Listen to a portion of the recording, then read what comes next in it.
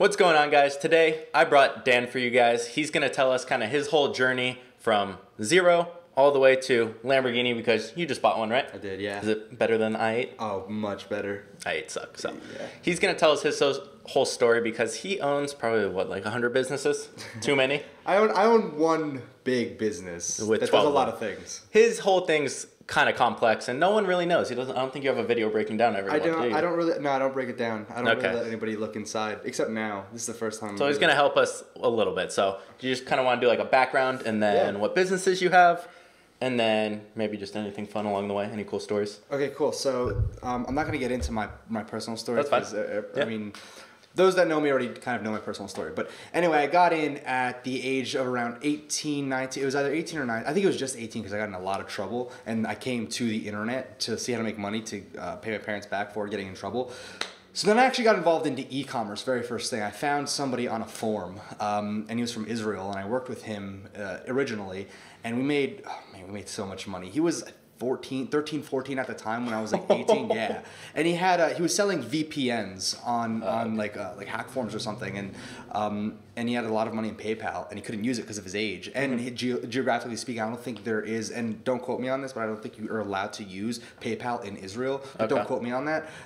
So I know the biggest thing was his age. So I was just like, all right, let's kind of like figure this all out. We ended up actually, one of the very first things that blew us up was we made a lot of money with CPA marketing, so kind of cost per acquisition. But this was like the very start of my career, probably like the first 3 weeks, when I realized that you could make a lot of money by just getting people to give emails and whatnot to these companies, and we're getting like $5-10, and then if you were to get like a higher end survey filled out, it's like $50. So it was kind of like free money if we just started posting. So you're doing affiliate marketing, and then for every email you get. Yep. So it is affiliate marketing. So I started with that, and I was like, oh, I don't want to do this. Like, this is like, it's kind of like the worst type of business model to be in. So then that's when I actually went into e-com, like hardcore into e-commerce, and really submersed myself into learning everything there is about it. And that's when the successful stores all started coming. Dropshipping, I was very new to the scene on dropshipping as well. I was one of the first people to bring dropshipping to the limelight. Now everybody and their grandmother on YouTube is talking about Shopify and wearing Yeezys and racing their... Did you know anything about ads at the time? No, I didn't know. Nothing. I didn't know a single thing. I actually taught myself everything that Why was your store successful off the start then? I think it was because, and looking back at it now, it's not like we did anything special. I just don't think there were a lot of people in the market at that time. Yeah. So if I were to start that same store that I did when I first got started now, it wouldn't work. Yeah. Like, it just would not work. But I think the sheer amount of people that were in it were just so minuscule. And then I was one of the very first people to bring it to light. Then people like Robert Nava and Devin Zander, those guys brought out Ecom Success Academy, which was like, oh my God, dropshipping is like this huge thing. It blew up. It helped Shopify blow up as well. So, and I piggyback off of that, and I was actually their top 3 affiliates behind people like Chris Record and whatnot. So it's like some big names, and that's kind of where I got my start. But the whole thing is that I got started in e-commerce, doing e-commerce, still do e-commerce till this day. It's kind of like a big money maker for me. And then I evolved into, okay, how can I start helping other people? How can I start expanding? And that's kind of where the Dan DeSilva brand was built. Dan Fam. And the Dan Fam brand was built. And then I pivoted that. I was like, okay, well, if I ever wanted to go to an investor and have or not even an investor, just somebody who buys businesses, I'm like, I can't sell #DanFam. Nobody's going to buy Dan DeSilva. Yeah. So I branched it out to Ecom Dudes. And ever since then, everything kind of just goes under Ecom Dudes, but it falls back onto me building my personal brand. Ecom Dudes wouldn't be where it is today without me building up my personal brand first.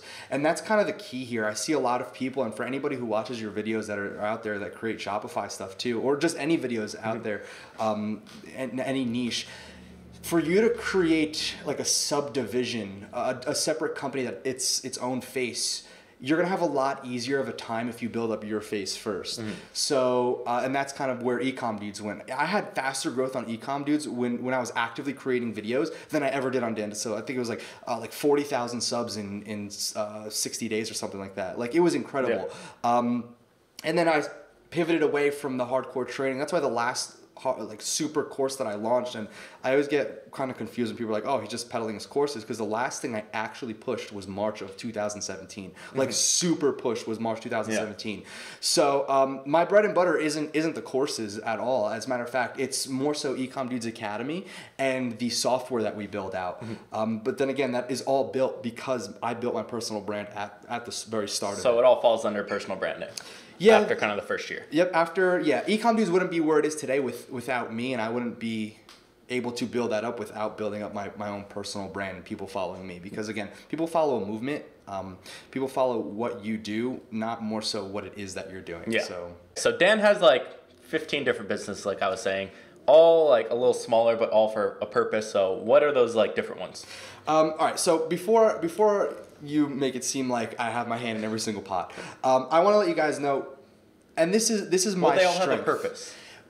They do. They all have a purpose, but my strength is more of automation. Okay, I know how to get something to a certain point, and then I can just automate it, put the right people in the right places, and that's kind of the approach that I think about Google, right? You think like Larry Page is there micromanaging everybody. He probably doesn't even know half of the things that's going on in Google anymore.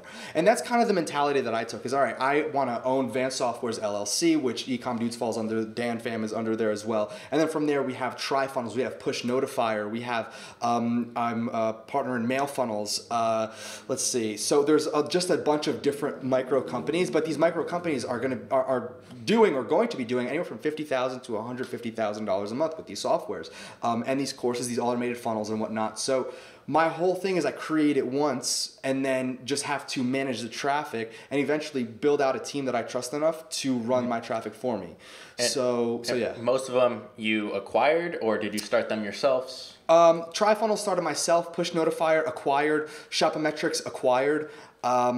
Let's see. Now, were those crazy prices? Because people are going to be like, oh, I probably paid like 100, 200, 300,000 for those. I can't disclose the exact prices, but I'll tell you right now that it was so affordable for what I got. I know you know the exact prices.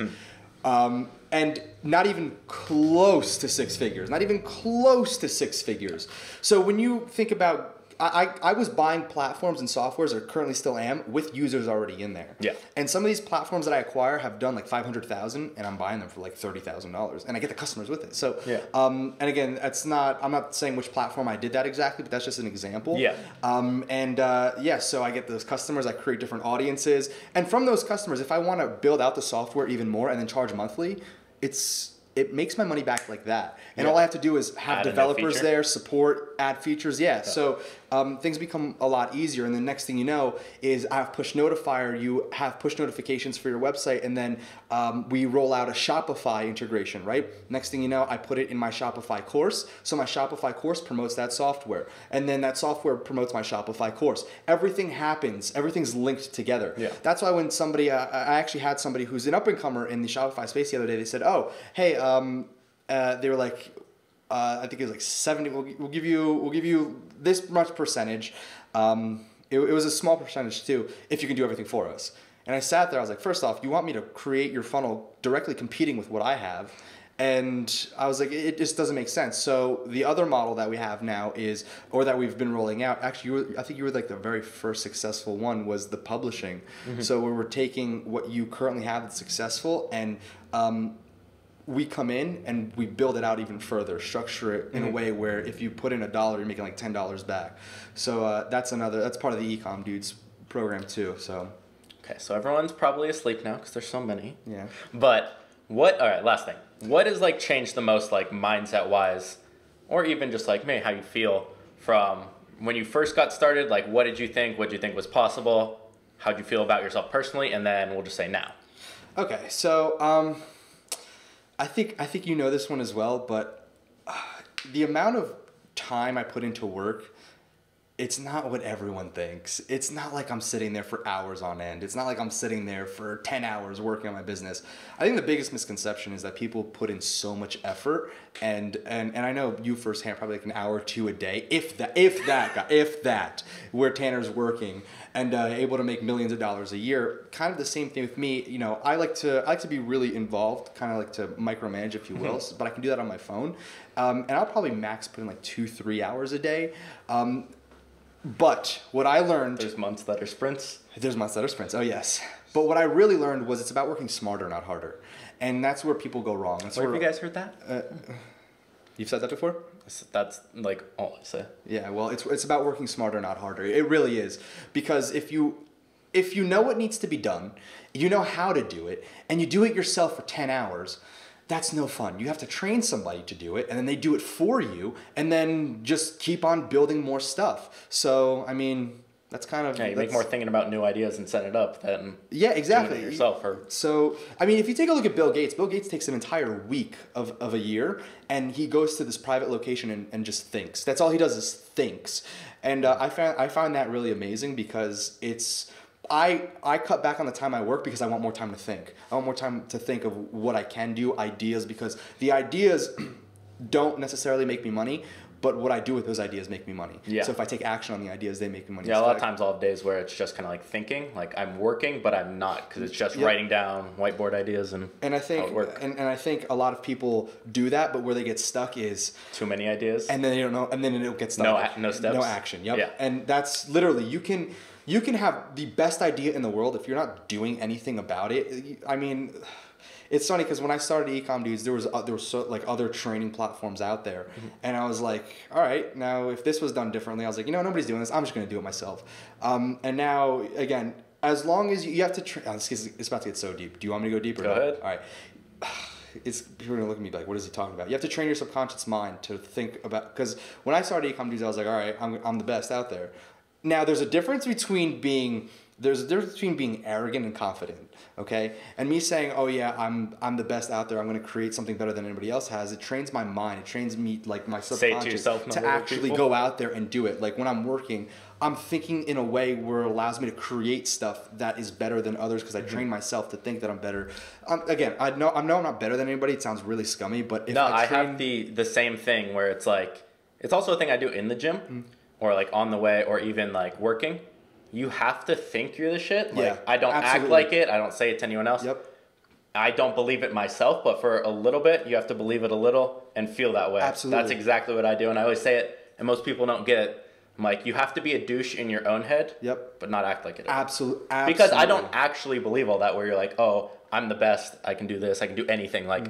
You can say it all you want. You're not going to believe it in your head all the way anyway. Right, exactly. Well, and you don't realize it, but you're training your subconscious to think that way, and your subconscious has a direct impact on what you do. So when you work, if you make yourself think a certain way, you work to fulfill what you're teaching yourself to think. So if you think, oh, I'm one of the fastest growing YouTubers, if anybody wants to come at me, go for it, then your brain's gonna be like, I'm the fastest growing, I'm gonna keep on growing, and your content literally shows how good that you are. It just comes across, everything just spills out naturally. So it sounds really weird to anybody watching this who doesn't really grasp that concept, but if you can train yourself to be like, I will succeed, even if you're just getting started, be like, I will succeed, I will be able to do this. You're gonna train yourself to be persistent enough to, when you hit that road bump, not to give up.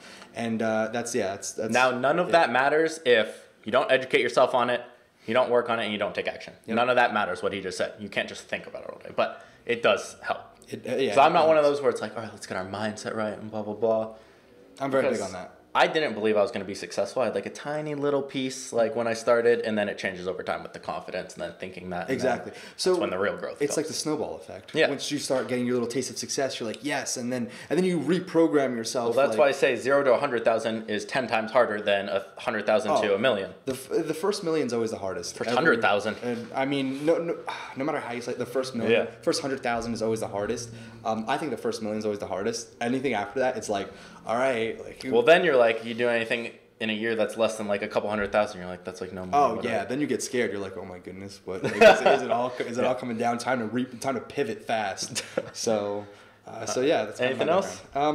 Nope, I think that's it. I think we've Well, pretty much bashed rambled their a attention little bit. span. Yep. Well, hope you guys enjoyed kind of inside our heads, his little journey as well. What are you doing with the Huracan?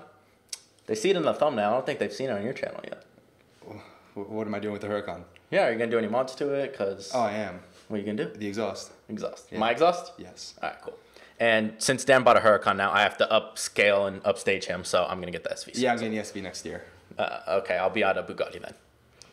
I'll get the Pagani. Okay, I'll get 3. All right, guys. Hope you enjoyed kind of our inside thoughts, and I'll see you guys tomorrow. See you guys.